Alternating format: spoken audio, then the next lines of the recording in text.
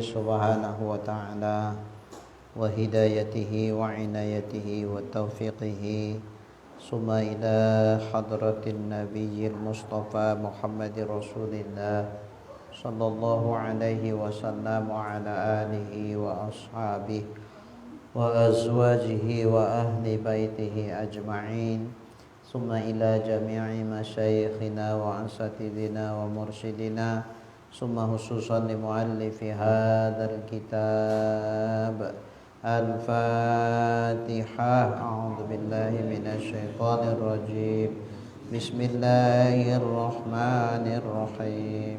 الحمد لله رب العالمين الرحمن الرحيم مالك يوم الدين إياك نعبد وإياك نستعين اهدنا الصراط المستقيم صراط الذين أنعمت عليهم غير المغضوب عليهم ولا الضالين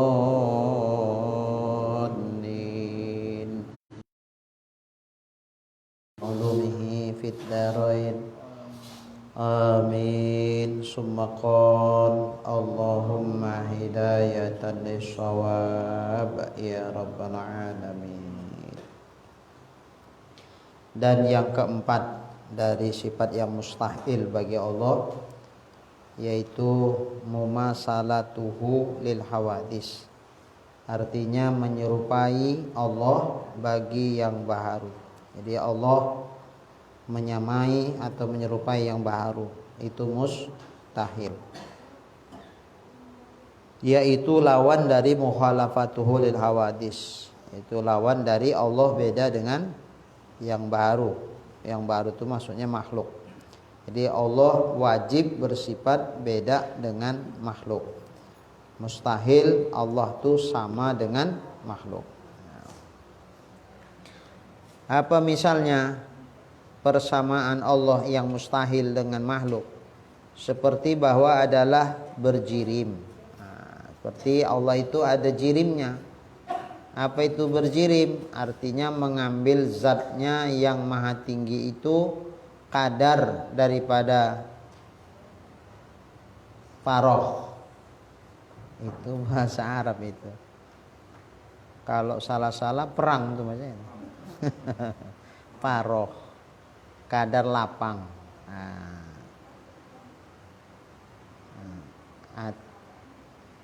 Maha tinggi Allah seperti mengambil zatnya yang maha tinggi itu kadar daripada paroh. Paroh itu lapang, ruang. Paroh. Allah mengambil tempat pada ruang. Mustahil. Allah bertempat, mustahil lah. Kalau kita bertempat karena kita jirim. Maka yang lalu sudah dibahas, jauhar disebut jirim, jisim disebut juga jirim. Kenapa disebut dia jauhar? Karena dia yang paling kecil yang tak bisa dibagi lagi. Kenapa disebut jisim? Karena dia kumpulan dari beberapa jauhar. Baik jauhar maupun jisim, kedua-duanya mengambil tempat enggak pada ruang. Iya. Mengambil lapang, tempat pada ruang. Memandang dia mengambil tempat pada ruang itu, maka dia disebut jirim.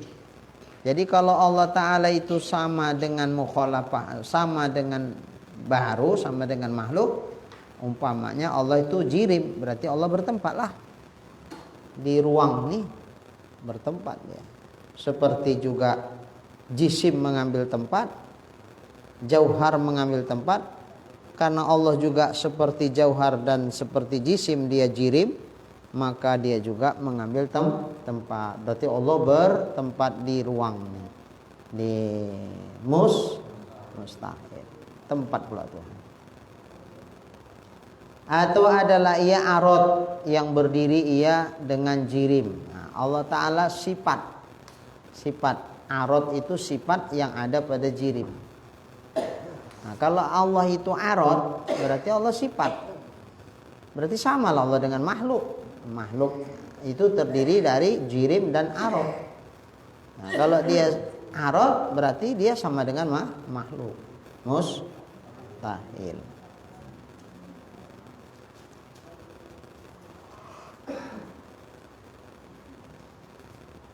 Atau adalah ia pada pihak bagi jirim, atau ia berada pada pihak bagi jirim, seperti dia berada di kanan jirim. Mustahil.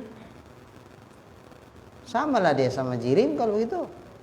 Dia berjihad, dia berada pada jihad jirim, berarti dia ada di kanan jirim, ada di kiri jirim, ada di depan jirim, ada di belakang jirim, di atas dan di bawah jirim. Mustahil. Allah ada di kanan sesuatu, Allah ada di kiri sesuatu, Allah ada di depan sesuatu, di belakang atau atas bawah sesuatu. Mustahil. Berarti dia berada pada jihad sesuatu, berada di arah sesuatu, di arah kanan sesuatu, di arah kiri sesuatu dan seterusnya. Itu mustahil. Kalau begitu sama Allah sama jirim, sama Allah kayak kita, benda. Kita kan gitu. Saya misalnya berada di kanan sesuatu, berada di kiri sesuatu, di depan sesuatu, belakang sesuatu, atas sesuatu, bawah sesuatu. Ya saya nggak apa-apa kalau seperti itu, karena saya ini makhluk, saya baharu. Nah, saya itu jirim, benda. Ya wajar kalau benda, berarti dia makhluk ciptaan Allah, dia berada di arah sesuatu, di kanan sesuatu, kiri sesuatu, atas sesuatu, bawah sesuatu, depan sesuatu, belakang sesuatu. Nah, kalau kita boleh begitu, karena itu ciri-ciri baru. Nah kalau Allah seperti itu, lalu Allah berarti sama dengan baru, sementara Allah wajib mukhalafah lil awadis, mustahil mumasalah lil awadis. Nah, kalau dia di kanan sesuatu kiri sesuatu, ya berarti dia sama dengan sesuatu itu. Sementara sesuatu itu makhluk baru.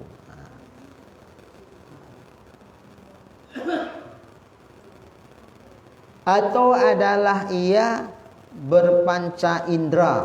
Allah punya mata, cuman mata Allah besar kali. Karena dia maha besar, maka matanya juga besar kali. Makanya terlihat Tuhan lah segala sesuatu, karena matanya pun besar kali pula.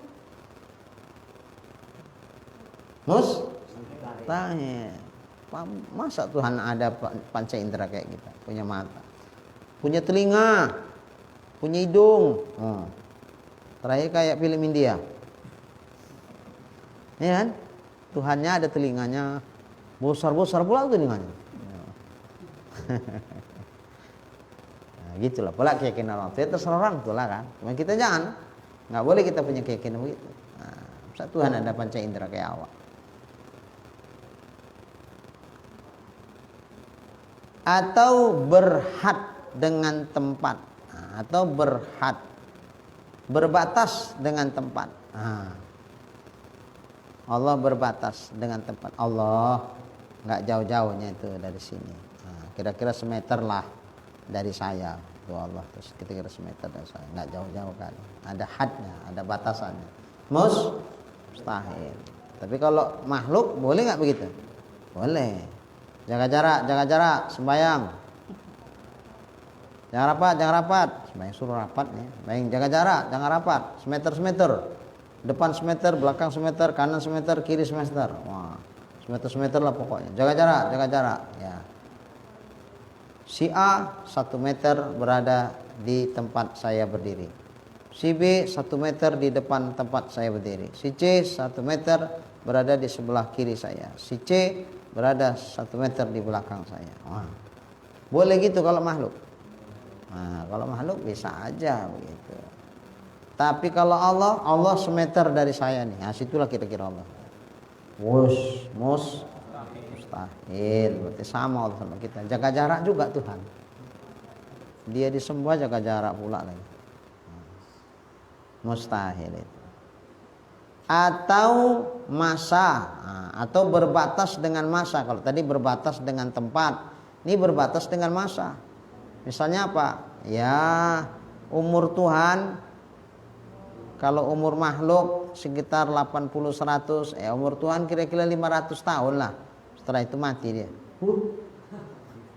Mustahil itu sama Tuhan. Nah, atau bersifat zatnya yang maha tinggi dengan sifat sekalian yang baru. Nah, atau zat Allah bersifat sifat baru. Ya, kalau zatnya bersifat dengan sifat baru berarti zatnya jadi baru lah karena punya sifat baru. Mustahil. Seperti apa? Seperti misalnya Tuhan lapar, Tuhan haus. Nah, itu sifat baru. Itu nggak mungkin ada pada Allah. Mustahil. Atau bersifat dengan kecil atau besar. Oh, Allah kecil, Allah besar. Nah, itu mustahil. Kalaupun dibilang Allah maha besar, bukan zatnya maha besar, maksudnya fisiknya besar kali, bukan. Nah, yang dimaksud maha besar di situ kebesarannya, bukan zatnya maha besar, besar fisiknya bukan. Nah, jadi jangan ke situ kita memikirkannya. Besar dalam artian menunjukkan keagungannya, kemuliaannya. Bukan zatnya besar dalam artian berbentuk yang sangat besar, bukan. Kalau itu samalah Allah dengan makhluk. Mustahil itu.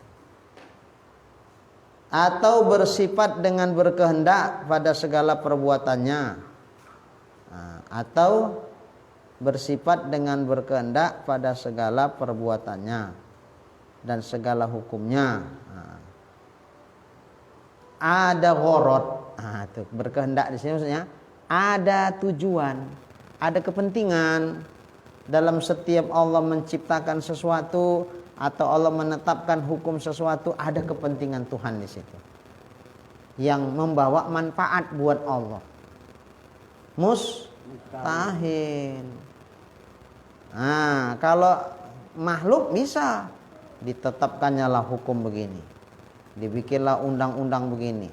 Maksud apa itu? Supaya menguntungkan kita undang-undang ini. Mumpung lagi kita berkuasa, kita bisa bikin undang-undang, bisa kita atur itu. Bahkan anggota dewan pun bisa kita atur. Bikin peraturan seperti ini. Supaya apa? Supaya nanti manfaat buat kita begini. Itu bisa. Kalau sama Tuhan mustahil. Kalau Tuhan ada tujuan, ada ghorod untuk kepentingan Tuhan dalam menciptakan sesuatu atau membuat hukum sesuatu, berarti Tuhan itu tidak maha sempurna. Enggak maha sempurna, masih punya kekurangan, sehingga tidak disempurnakannya kekurangan itu. Maka setiap Tuhan memerintahkan kepada hambanya, termasuk sholat, termasuk puasa, ya supaya lebih menambah-nambah kemuliaan Tuhan, supaya Tuhan lebih maha sempurna. Itu untuk Allah mustahil. Nggak ada itu. Jadi nggak ada ghorod. Ghorod itu kalau kita kepentingan lah. Semua manfaat dari penciptaan Allah itu bukan untuk Allah, untuk hambanya. Untuk hambanya manfaatnya. Sebaliknya, kalaupun mudrot, itu mudrotnya ketika hamba itu tidak mau patuh dan taat kepada Allah, lalu dia membangkang Allah misalnya, itu pun yang nggak dirugikan Tuhan. Nggak ada ruginya Tuhan. Makanya Allah mengatakan in ahsantum li anfusikum. Kalau kamu melakukan kebaikan, kebaikan yang kamu lakukan itu untukmu, bukan untuk aku. Aku tak diuntungkan dengan kebaikan yang kamu lakukan itu. Kalian nyembah atau nggak nyembah, taat atau nggak taat sama aku, ya itu nggak membuat aku untung, juga nggak membuat aku rugi. Aku tak diuntungkan dengan ketaatan yang kalian lakukan. Sebaliknya aku pun tidak dirugikan dengan ketidaktaatan kalian terhadap aku.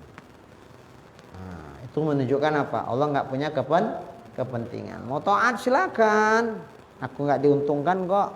Kau yang untung kalau kau taat, dapat pahala, masuk surga. Sebaliknya ada orang yang taat kali. Ya udah, taatmu itu pun untuk dirimu, bukan untuk aku, kata Tuhan. toh manfaatnya nanti kembali kepada si hamba itu. Nah, ini yang harus kita pahami. Maka Allah tidak punya kehendak, maksudnya tidak punya ghorad, tidak punya kepentingan dalam menciptakan sesuatu dan juga dalam membuat hukum sesuatu. Ini harus kita pahami betul-betul.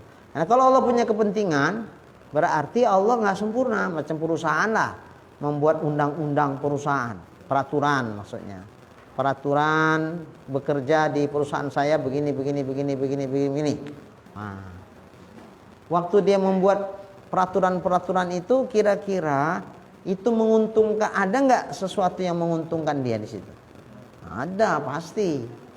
Nah, misalnya datang tidak boleh lebih dari jam 8. Jam 8 itu maksimal. Nah, apabila lewat jam 8 maka akan didenda. Dendanya apa? Potong gaji 1 hari. Jadi dianggap 1 hari itu dia nggak bekerja kalau terlambat. Walau cuma 5 menit, pokoknya jam 8 tet harus sudah berada di tempat. Itu yang terakhir kali lah, itu yang paling lambat nih itu. Kalau bisa usahakan. Nah, tapi kalau lebih cepat datang, jam 7 udah datang terus langsung bekerja, nah kasih tips, kasih bonus. Nah, tambah gaji setengah hari gitu. Tapi kalau terlambat, potong gaji 1 hari. Kira-kira ada gak kepentingan perusahaan bikin peraturan gitu? Oh, ya ada lah. Ada, tapi menguntungkan dia. Nah, lebih menguntungkan. Jadi dia bikin peraturan itu pasti punya kepentingan. Nah, apakah Allah bikin peraturan Allah punya kepentingan? Enggak ada. Orang-orang nggak ngambil manfaat kok dari itu. Nah.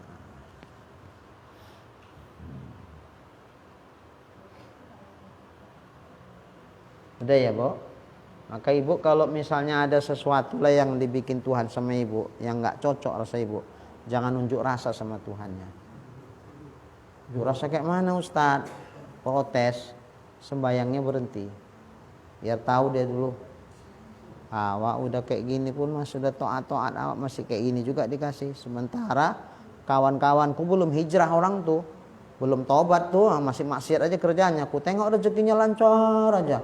Awak yang sudah hijrah, udah tobat, udah toat kayak gini ada saja rezekinya susah seret. Nah, adalah aku protes dulu sama Tuhan. Tak usah aku sembahyang dulu seminggu ini, aku tengok deh Tuhan tuh. Boleh? Nggak ada untungnya buat Tuhan kalaupun, nggak ada ruginya buat Allah.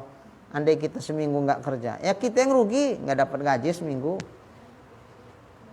Nah, jadi kalaupun kita melakukan sebuah tindakan memprotes Tuhan, yang rugi kita, Allah nggak rugi. Orang Allah nggak mengambil keuntungan kok dari ibadah yang kita lakukan. Nah, kalau Allah nggak ngambil keuntungan, berarti dia tidak dirugikan. Allah tidak dirugikan, Allah juga tidak diuntungkan dengan ibadah yang kita lakukan. Nah, makanya tadi ayatnya jelas, in ahsantum li anfusikum.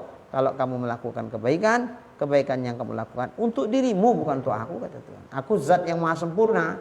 Nggak perlu ada sesuatu yang menyempurnakan aku, nggak perlu disempurnakan karena ada maha sempurna dia. Nah, sebaliknya kalau si hamba tak mau taat kepada Allah, ya yang dirugikan dia sendiri. Allah nggak dirugikan dengan ketidaktaatan itu.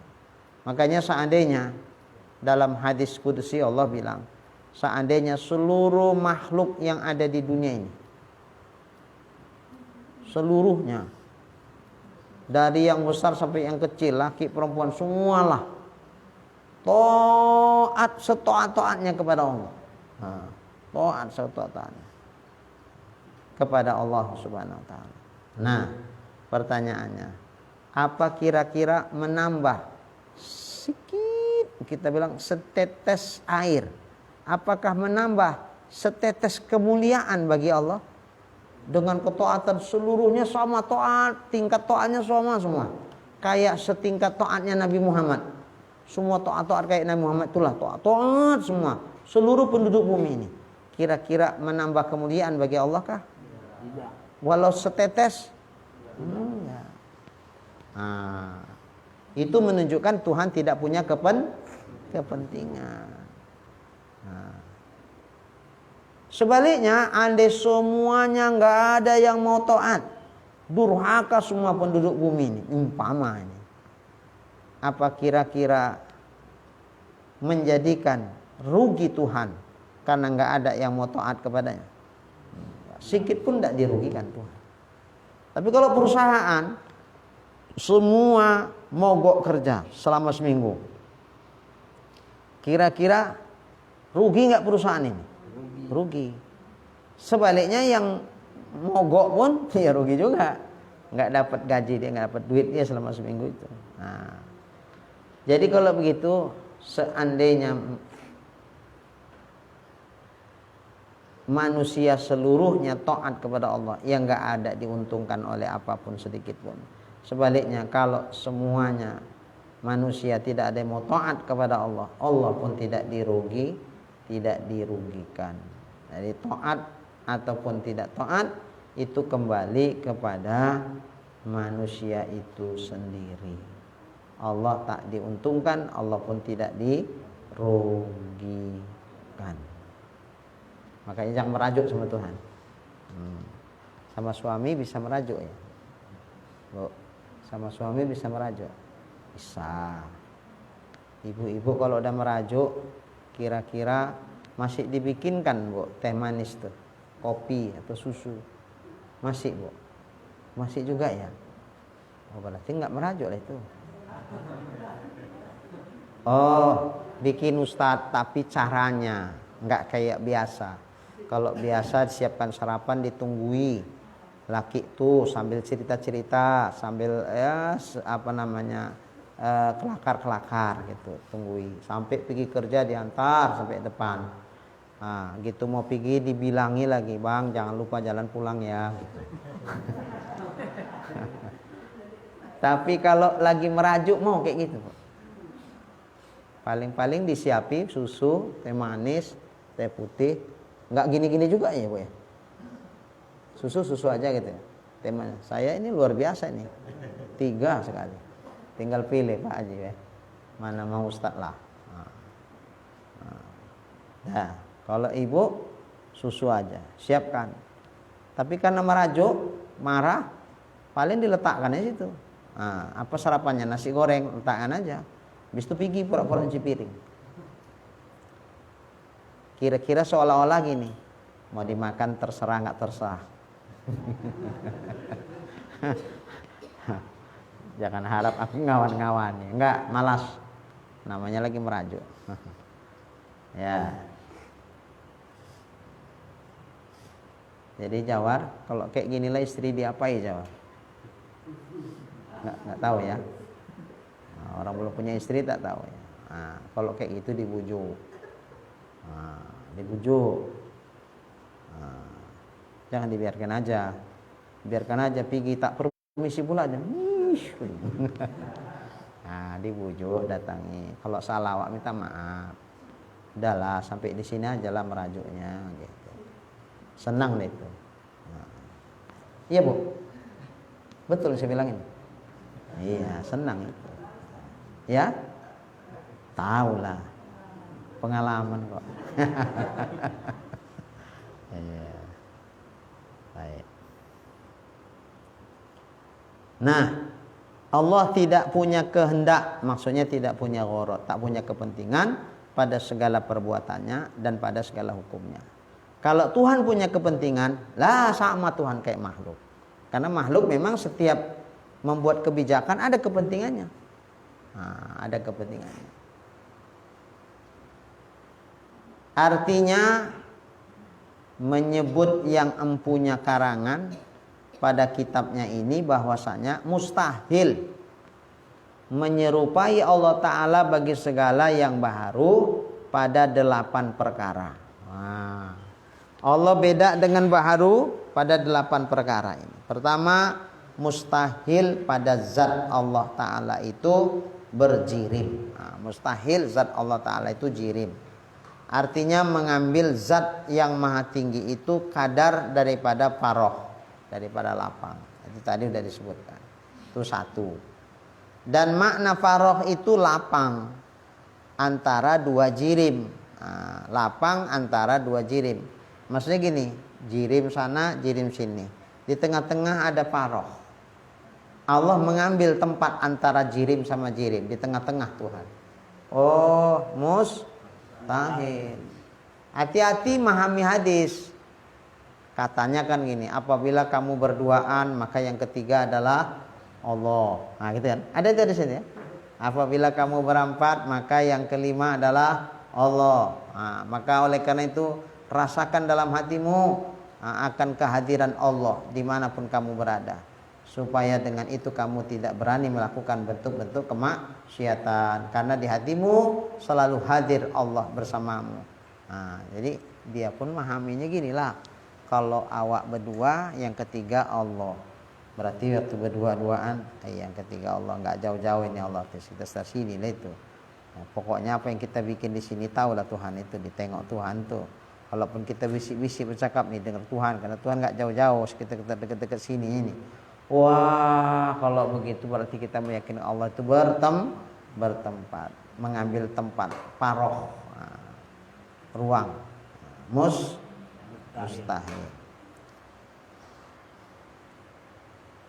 Maha suci Allah Ta'ala daripada jirim. Maha suci Allah dari jirim.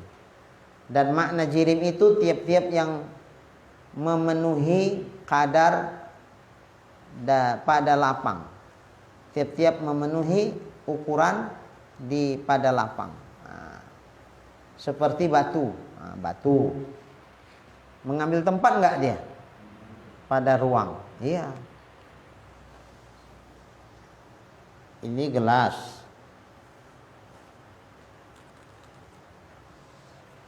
Penuh ya Bu airnya ya. Oke. Kalau saya masukkan batu, apa yang terjadi? Airnya tumpah. Itu artinya apa?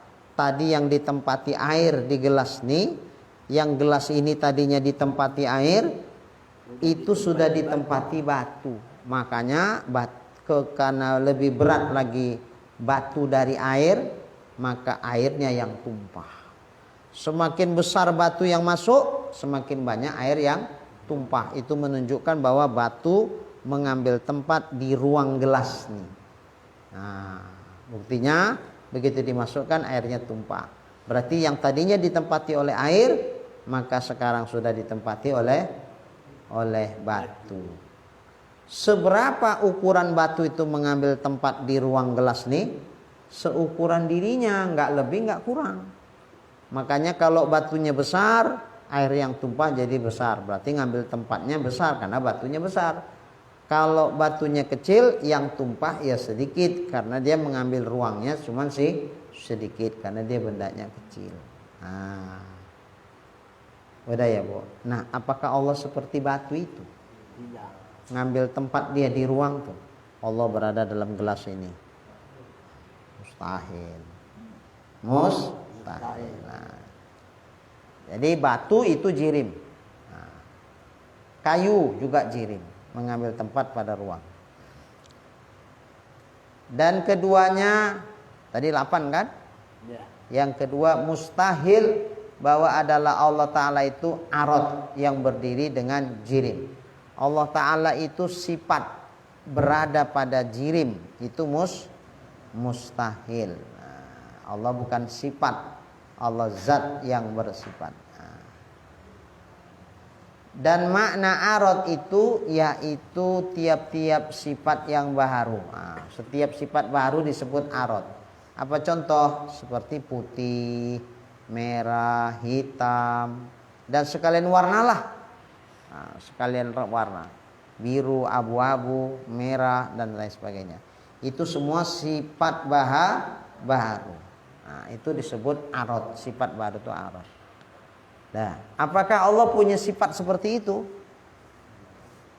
Allah warnanya biru gitu, warnanya hijau gitu.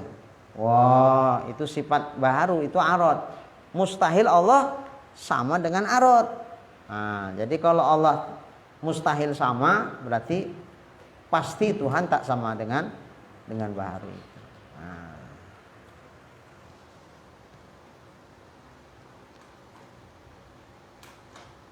Dan arad itu satu bahagi daripada alam.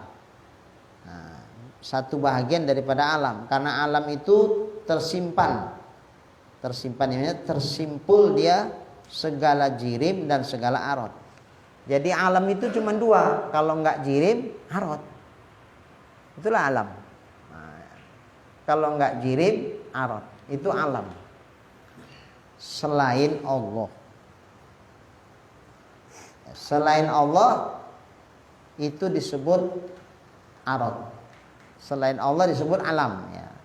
Selain Allah disebut alam. Alam itu terdiri dari dua. Kalau enggak arad, dia jirim. Allah arad mustahil. Allah jirim mustahil. Nah, makanya enggak sama dengan baharu. Karena arad itu masih baharu. Karena alam itu tersimpan segala jirim dan segala arad. Alam itu terbagi dua, jirim dan arad. Dan alam itu dibangsakan daripadanya hadis. Alam itu dibangsakan hadis. Alam itu baharu. Artinya baharu. Jadi alam itu dihitung dia baharu. Maka mustahil Allah sama dengan baharu. Seginilah dulu ya. Jam berapa? 9:30 ya. Seginilah dulu. Nanti akan datang yang ketiga ya. Ya, yang ketiga insyaallah.